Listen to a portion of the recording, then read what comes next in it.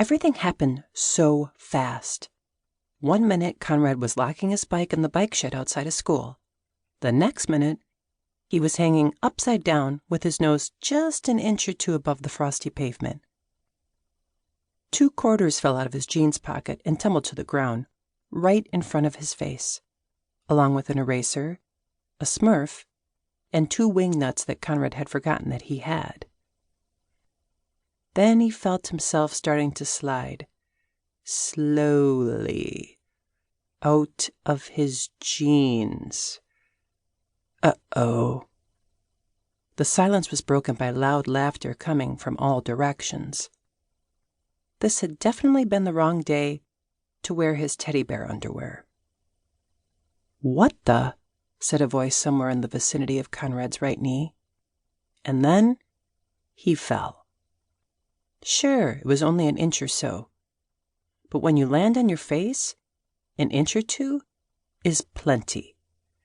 Ouch, thought Konrad, but he didn't say anything. The ground was freezing cold and as hard as could be expected. He stayed there anyway, to avoid provoking another attack.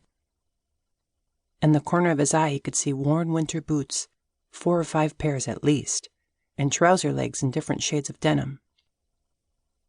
He couldn't see any faces, but he didn't need to. Konrad knew who they were. Philip in the 5th grade and his gang. If someone at their school ended up upside down, or were pushed into the girls' bathroom, Philip and his buddies were usually nearby. "What have I told you about coming in here?" said a voice somewhere behind Konrad's back and slightly to the left.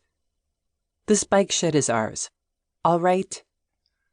Konrad heard a crashing noise when something hit his bike, hard, and it fell over on the next bike, which fell over on the next bike, and so on, like a long row of metal dominoes. It made a terrible ruckus that still didn't entirely block out the sound of the other boys laughing.